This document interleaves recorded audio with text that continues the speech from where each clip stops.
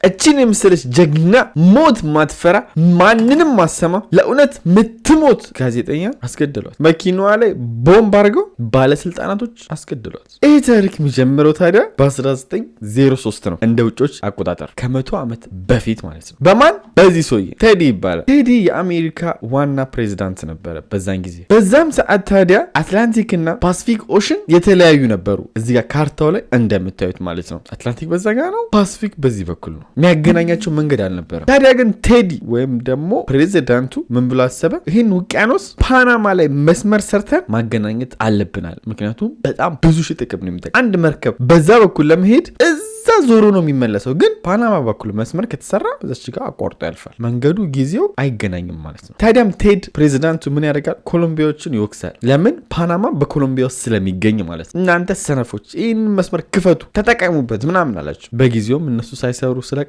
እሱ ቦታውን ወስዶ መስመር ይሰራል ማለት ነው። ወይም ቦይ ይከፍታል፣ አትላንቲክና ፓሲፊክን የሚያገናኝ። እቺ የተከፈተችውን ቦይ አሁን ላይ ፓናማ የተባለች ትጠራለች። ፓናማ ግን በጊዜው ያኔ ቦዩ ሲከፈት ትልቅ ችግር ነበረባት።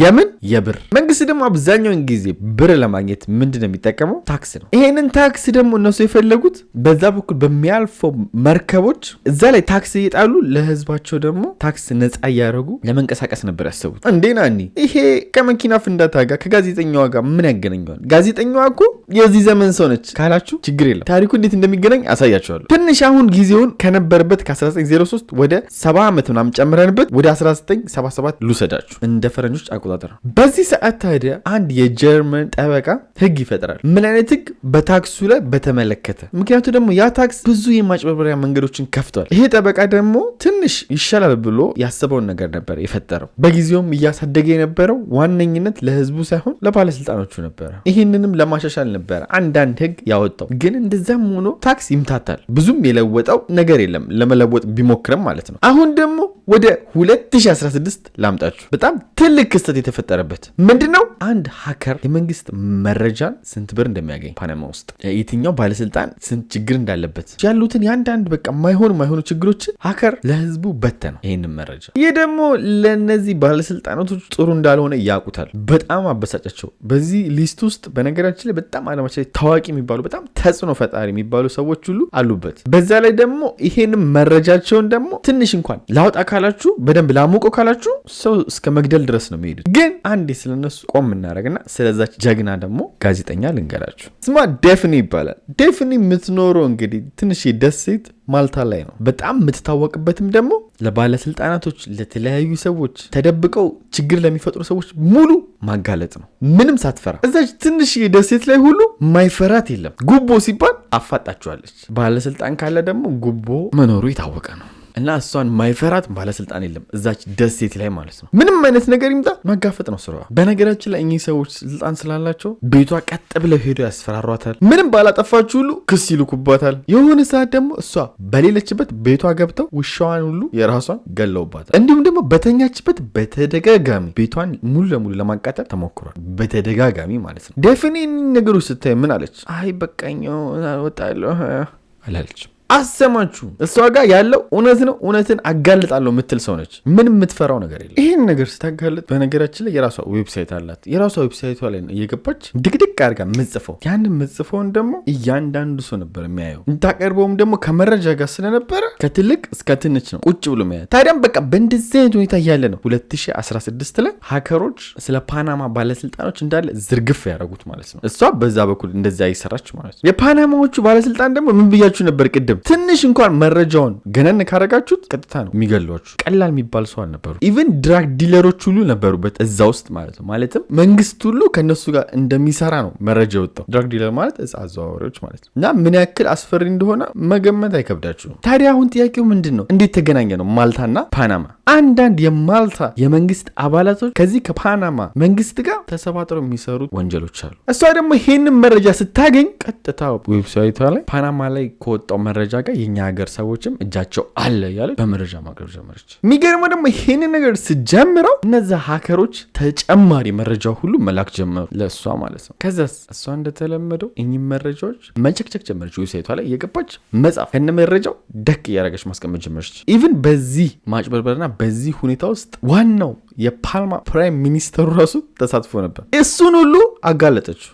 ምን ማለት እንደሆነ አስቡት። አሁን አፍሪካ ውስጥ ያው ሀገር አንጠራም፣ ስም አንጠራም ብቻ ግን ማለት አፍሪካ ውስጥ ያለ አንድ ፕሬዚዳንት ሊሆን ይችላል፣ ጠቅላይ ሚኒስተር ሊሆን ይችላል። እዛ ሀገር ውስጥ እየኖራችሁ ስለሱ ጉድ ስታወጡ ምን ያክል አስፈሪ እንደሆነ ለህይወታችሁ አስቡት። እሷ ግን ምንም ሳትፈራ ከፓናማ ጋር አብሮ ተሰባጥሮ ብዙ ፋውሎችን እየሰራ እንደሆነ ፕራይም ሚኒስተሩን ሁሉ አጋፈጠችው። ደግሞ የሚገርመው እሱም ብቻ አይደለም ሚስቱም ጭምር እዚህ ነገር ውስጥ እንዳለችበት ነው ያጋለጠችው። ከዛ ውጭስ ደግሞ ማልታ ፓስፖርቶችን እንደመሸጥ ተጠያቂ እነሱ እንደሆነ ባለስልጣኖቹ ሆን ብለው እያወቁት ይህን ፓስፖርት እንደሚሸጡ። ችግሩ አሁን እዚህ ጋር ምንድን ነው እንዴ ፓስፖርት ቢሸጥስ ምናምን ካላችሁ ህገወጥ ለሆኑና በጣም ተፈላጊ ለሆኑ ሰዎች ነው በሚሊዮን ዶላር እየተደረገ ዜግነት የሚሸጠው ማለት ነው። አንድ በዓለም የሚፈለግ ሰው እዛ እየሄደ ይደበቃል ማለት ነው። ለዚህ ደግሞ ባለስልጣኖቹ ያውቃሉ። እናም እሷ ደግሞ ይሄን ነገር ታወጣለች ማለት ነው። ይሄም ነገር እያወጣች በመጣች ቁጥር ደግሞ እሷ ላይ የባሰ እየጨመረ ነው የመጣው። እሷን ለመግደል የሚሄዱ ሰዎች ብዛት ማለት ነው። ኢቭን ጓደኞቿ ጠርተው ምናምን ግንኙነት እንደዚህ ሻይን ጠጣ ምናምን አይሏትም። ብቻዋን ነች በቃ። ማንም ቤቷ አይጠራትም። ስልክ ሁሉ መደወል አይፈልጉም። ነገሩን ስታስቡት ያስፈራል። እውነት ነው። ስልክ እንኳን የሆነ ግንኙነት አላችሁ ቢባል እናንተን አፍነው ይሄን ነገር አቁሚ ምናምን ሊሏት ይችላሉ። እናንተም እንደ መስፈራሪያ እሷ ህይወት ላይ ተጠቅመው ማለት ነው። በዛ ላይ ደግሞ